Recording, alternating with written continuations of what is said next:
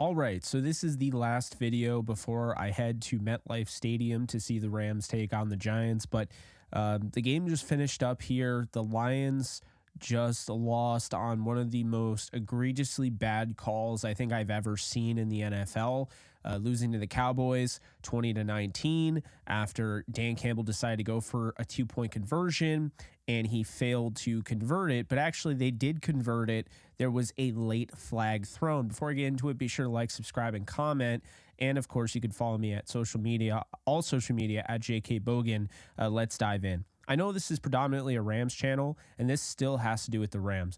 This is a video I should have probably put out a while ago.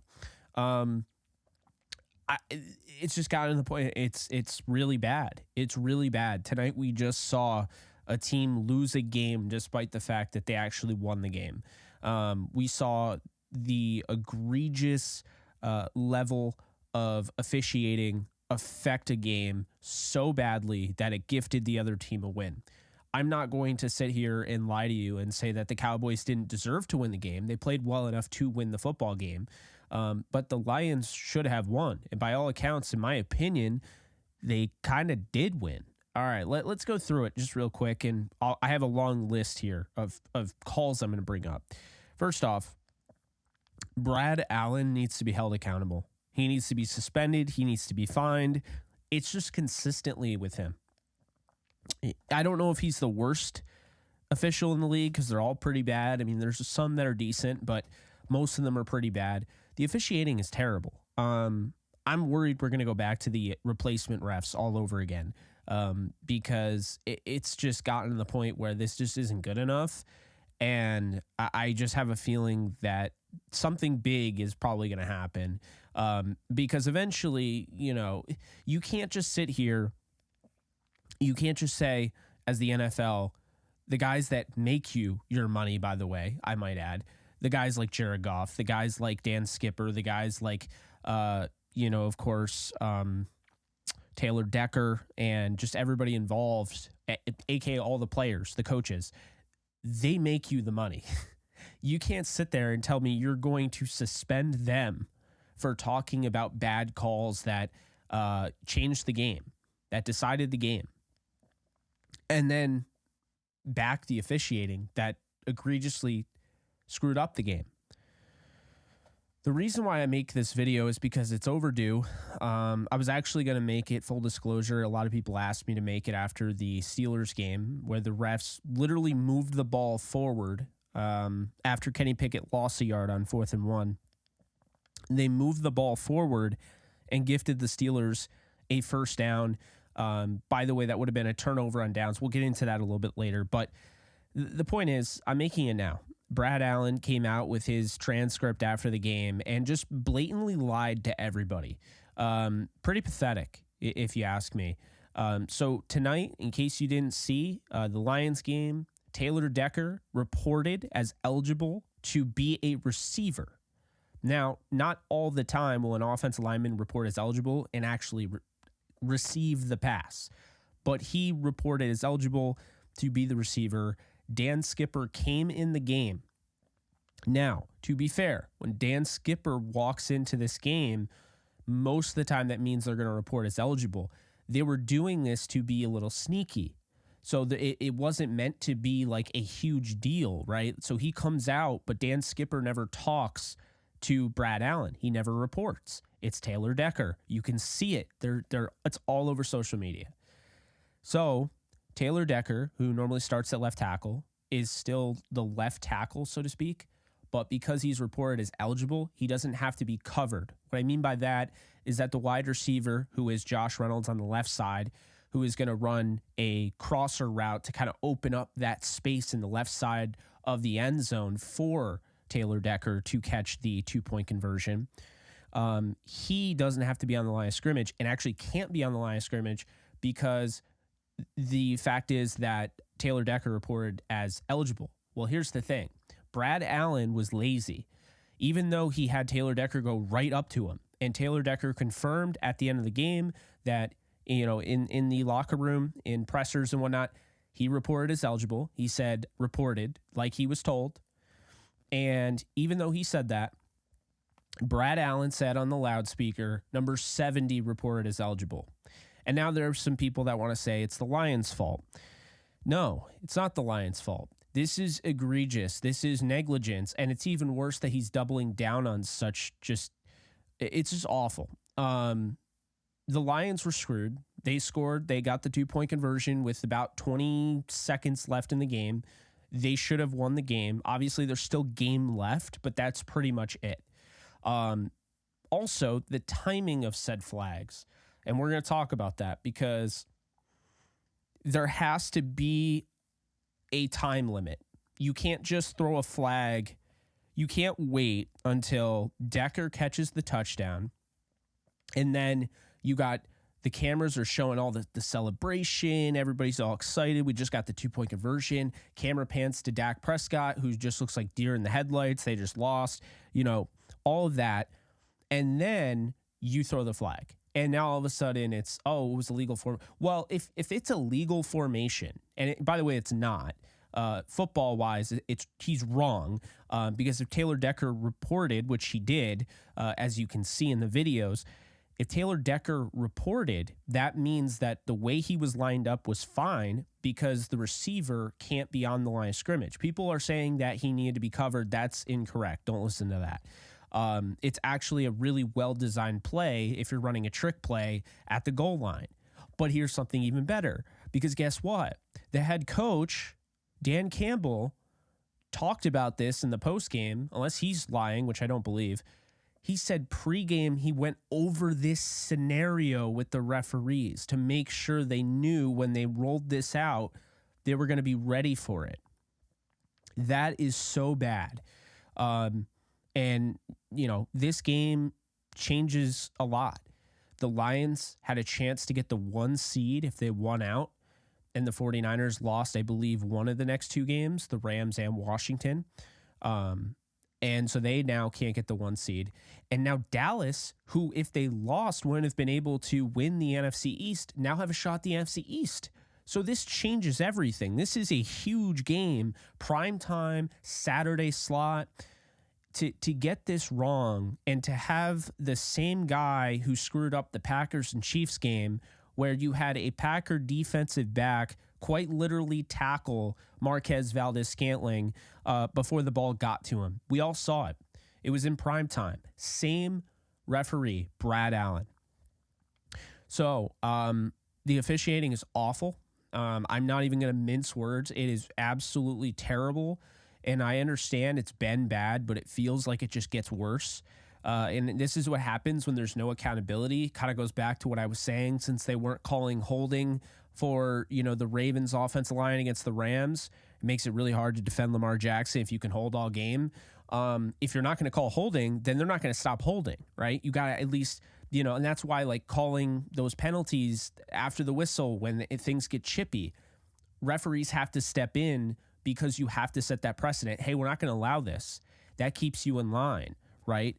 But if the referees aren't going to be reprimanded by the NFL in any other way, where we're talking suspensions and fines and forcing them to get up in front of a podium, the same podium that, these poor guys that just put their heart and soul on the line for the last 3.5 hours, now they're all, hot, sweaty, depressed because they just lost the game, upset and everything. Now they have to go and they have to talk to the media, but the referees, they get to sneak out the back like it's no big deal. There needs to be more, there has to be more to this. You have to be held accountable, and you can't just say, oh, well, they're part-time, they need to be full-time. Okay, fine. But here's the deal. They're still making over $200,000 to be just not good at their job. Who does that?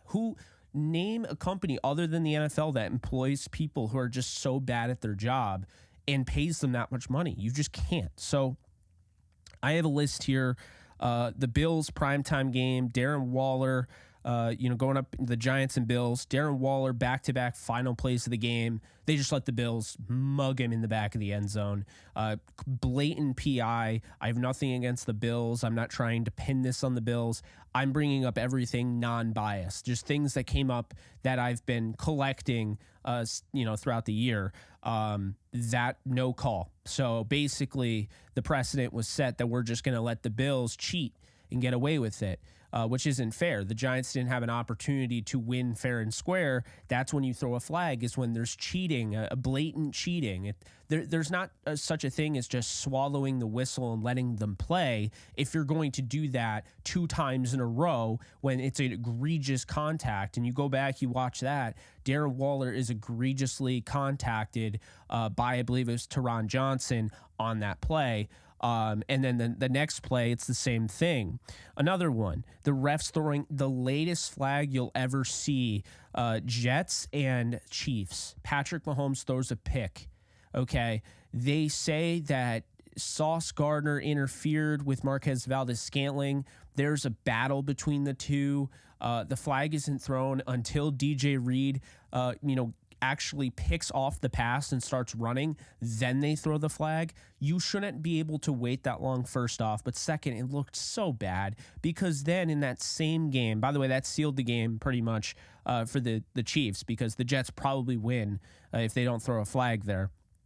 But then the refs in the same game on a play, it was like 3rd and 25, they allowed Mahomes to convert this 3rd and long after Jermaine Johnson is egregiously being held by the Chiefs left tackle, Donovan Smith. And it is so obvious. Again, it's on social media. You can find it. But it's so obvious and just such a bad missed call.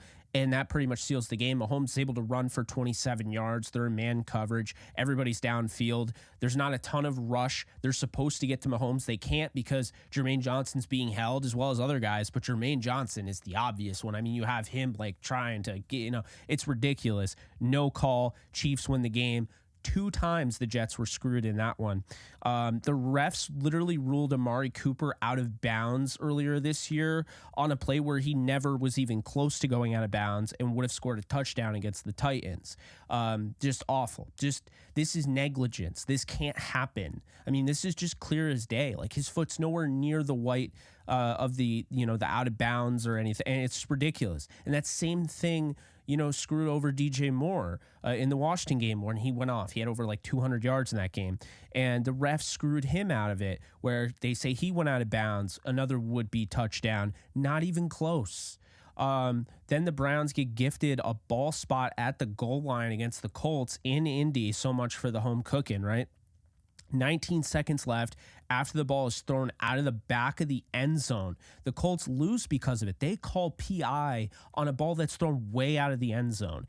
And because they do that, now the Browns get a very, very important head-to-head tiebreaker over the Colts.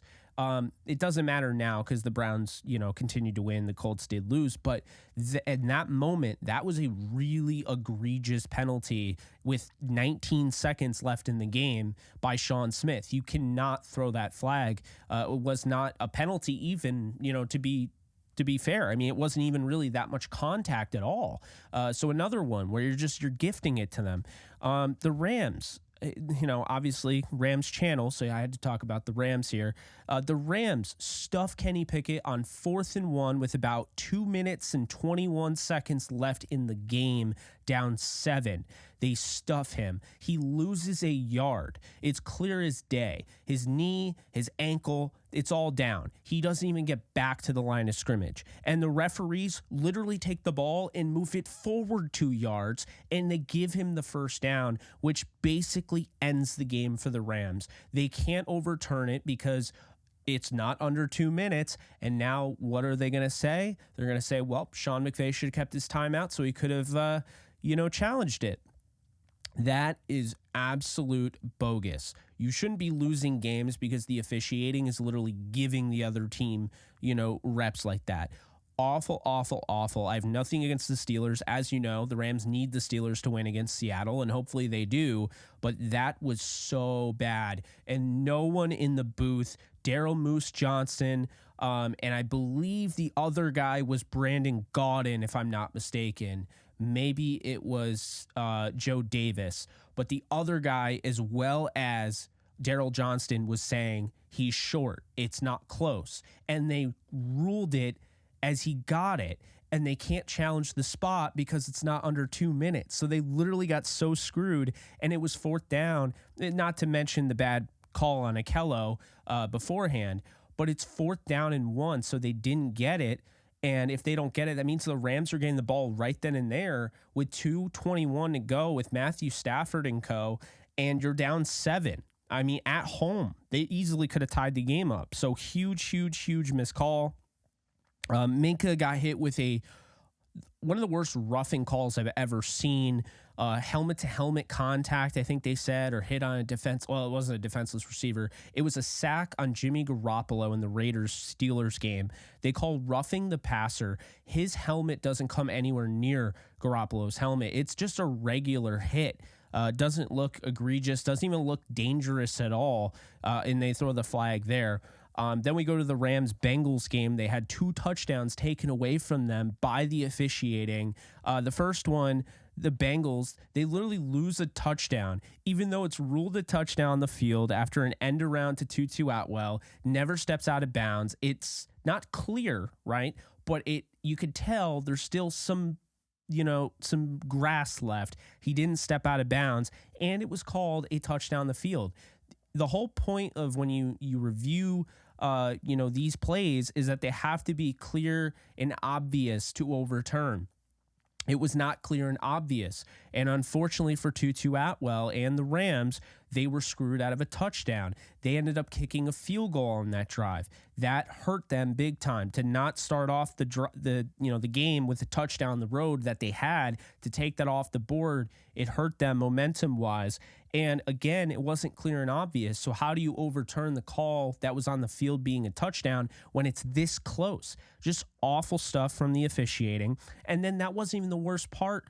Later on in the game, Sean McVay and Matthew Stafford, they get a quick snap off. They throw a touchdown to Tyler Higbee, and Zach Taylor, the head coach of the Bengals, doesn't get the timeout off in time, but they give it to him anyway. So the Rams lose 2 touchdowns in a game that they lost by a possession to the Bengals, and that is all she wrote. You can say, yes, they should have played better in all of these games. You could say, don't let the refs, decide the game. But when the refs are constantly calling these penalties and throwing these flags to keep the game close, there's not really much else you can really do.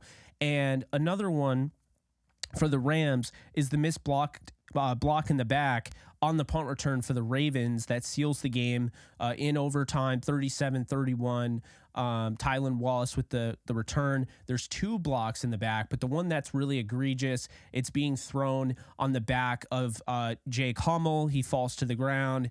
Ravens fans wanted to say he was diving. He's not diving. It's not happening. He's literally getting pushed from behind. Why even have that rule in place if you're not going to call it when it's obvious like that? But that was huge. That cost the Rams a game. Now, could the Ravens have gone down the field and kicked a game-winning field goal? Yes, they absolutely could have, but we don't know. And the fact that it ended on that play when we saw 2 blocks in the back, it's pretty ridiculous. So the purpose of this is really to point out the fact that, okay, the winning team is likely not going to, the Dallas Cowboys fans have no reason to feel bad about this win. The Cowboys, I think, outplayed the Lions for, some of the game. Obviously, there was some, mismanagement from their head coach there, Mike McCarthy, and they probably should have won by more. But the fact of the matter is that, they put themselves in an opportunity to win this football game. It's not their fault that the officiating gave it to them, on that final play. But the problem is that this continues to go unchecked, unkempt, and it's just becoming a real big issue. And you could say, don't let the refs affect it. But when I'm playing the Ravens or I'm playing the 49ers or I'm playing the whoever that, let's say the Bills or, Tampa or one of these hotter teams that is in it at the end. Sorry, those games are going to be close, and I shouldn't be at fault for keeping them close. Because the fact of the matter is that, we're getting into the playoffs here. A lot of these games are going to be close. We need better officiating. This isn't acceptable. You are literally costing teams games. I mean, think about the Jets. If they get that win over Kansas City, it probably changes their season. If you think about it, momentum exists. If the Chiefs don't lose to the Packers, do they go on this losing streak? Who knows? Not saying the Chiefs even deserve to win that game, but that was egregious tackling of a player. The Giants, the Bills game. I mean, think about the Bills have a win in a game that the Giants easily could have won if they called one of those penalties. They just run it with Saquon or QB sneak it. And if the Giants win that, it helps out other teams in the AFC. Also, the Giants might not be eliminated from the playoffs. We have no idea. There's just, the Colts game against the Browns changes things. Who knows where the Browns are if they lose that game? Who knows where the Colts are if they lose that game? The Steelers, I mean, right now they're fighting for a playoff spot. If they lose that game with the Rams, they're not in it right now. The Rams also have already clinched the playoffs in all likelihood, and are pretty much just a win in an in scenario without any sort of outside help if they don't lose that Steelers game or the Bengals game. There's so many different things. And again, I know people are going to say you can't let the refs impact the game and all that. You have to actually play your game. You can't blame the refs, yada, yada. But it's getting to the point where now everyone's starting to see what I've been saying. It's not just the Rams. I listed all those teams. Okay. If I missed your team and you're not a Rams fan, I apologize. It's not good enough. This isn't good enough. We saw the Lions score a 2-point conversion to take the lead with 20 seconds to go, have a celebration, have all of that. And then a little bit later, the refs threw a flag for a pre-snap penalty, essentially. We saw the refs move the ball 2 yards and give the Steelers a first down that they didn't actually get, and end that game, essentially. We saw them take away 2 touchdowns from the Rams. We saw the refs hand Kansas City the win over the Jets. They took away an interception. They let him hold. We saw the Giants. It's just so many different things, and, it's just, it's too much. And so that's why I made this video. I feel like it's long overdue. Again, so many people are asking for it, but curious what you guys think. I mean, this will be the last video that I post, potentially, because next time you see me will probably be a live stream. So this could be the last video I post of 2023. And complaining about the refs feels on brand for me to end 2023, because that was one of the worst calls I've ever seen. Oh, last thing before I go, because I want to get everything off my chest, and I think I did that pretty well. Let me know in the comments section. Hopefully you guys like this video. Hopefully it has some views. I don't know if this is going to get any views, but John Perry, okay? I got to call this guy out. John Perry is the same guy when I think it was 0-0 or 3-0, whatever. The Rams get a 15-yard run in a game where there's no offense. Rams, Patriots, Super Bowl, the 2018-19 season. And he throws this phantom call in the Super Bowl on John Sullivan that not only takes away a Todd Gurley 15-yard run that put them at the time, I looked at it, ESPN had him a 60% chance to win the Super Bowl at that point. I think that was in the fourth quarter too. Not only does he take that away, but that's a penalty. So they get backed up because of the hold. It was a phantom hold. Wasn't a good hold call. I don't know how you call that. Normally in the Super Bowl, you let him play. That's not letting him play. Then this dude wants to go out there and defend. He's defending Brad Allen's crew. He's the only one. He's defending Brad Allen's crew. You got Ryan Clark and SVP and Joe Buck and Troy Aikman kind of like pushing back. And this dude's on an island defending Brad Allen for his total negligence in costing a team a huge win that could completely change the complexion of their playoff run. I mean, if they get the 1 seed, then they avoid the Rams. They avoid any of those teams. They get the 1 seed. But now, having to play the Rams, or maybe they have to play Seattle or whoever they play, now they have to play in the first round. I mean, in all likelihood, they can't get the 1 seed. So, John Perry, I really like Mike Pereira. I don't always agree with him, but I really do agree with him most of the time. I think he's really good. Dean Blandino's okay. John Perry is the worst. The dude is always siding with the officials. It is so biased. It is so ridiculous. But NFL, please do something. You're probably never going to see this video, but I don't really care. Do something. This is insane. I'm not mad that the Cowboys won. I don't care. I care how they won. Did they deserve to win? Yes. But no one is sitting through that long of a game that felt like it could have been 45-42 that ended up being 20-19. No one is sitting through that type of, intense game. Jared Goff goes down the field. He's playing his tail off on the final drive of the game. They have this crazy comeback on the final drive after he threw a pick. They get a huge stop, and then they get back out there. They go down the field, and they're thinking, we're going to win the game. We're going to go for 2. And they get penalized, even though they get it on the first try. Because I know they tried it again, and then there's a false start, the offsides on Micah Parsons. Then they had a third try, and it was no good. But to me, that's BS. Because the first time they got it, and the officials screwed up. And the officials, I mean Brad Allen's crew, specifically, who's done this now multiple times in front of a national audience on prime time.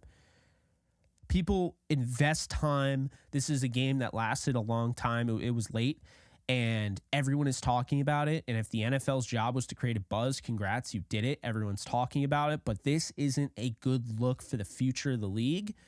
And this needs to be nipped in the bud now. That's my thoughts. Appreciate you guys watching. If you guys are going to the game, if you guys see this in time, we have a gold parking pass. I don't know what that means. I don't know what parking lot I'll be at. Just keep an eye on my Twitter. Keep an eye on Discord. I'm going to put that all in there. But hope to see every single one of you Rams fans at MetLife. And even if you're a Giants fan, you follow me. Would love to meet you. So don't be a stranger. If you're seeing this, it's probably already the day of. So don't be a stranger. And come on up. I'm going to be wearing a Tutu Atwell 15 jersey in all likelihood with a yellow hat. I'm going to wear these khaki joggers. And I think I'll have some Nikes on, and you just spot the beard. And there you go. You'll know who I am. So that's it. Appreciate you guys. I'll see you guys soon. Later, folks. Start playing Pick'em or Weekly Fantasy for any sport today, Jake. Users will receive a 100% deposit match up to $100 if they use promo code OTE at sign up. Start playing Pick'em and Weekly Fantasy Football today with Underdog Fantasy. Do you love talking about the Rams, the NFL, or just want to be a part of a community? Join my free Discord server today. We're over 800 members. We got 24/7 live chat, a level 3 boosted server, the ability to call into JE Live, playing online games with us on Kick streams, toggleable alerts for when I go live on YouTube or Kick so you don't miss a live stream, and exclusive giveaways. Click the link in the description, the comments section, or the link that comes up in the video to learn more and join today.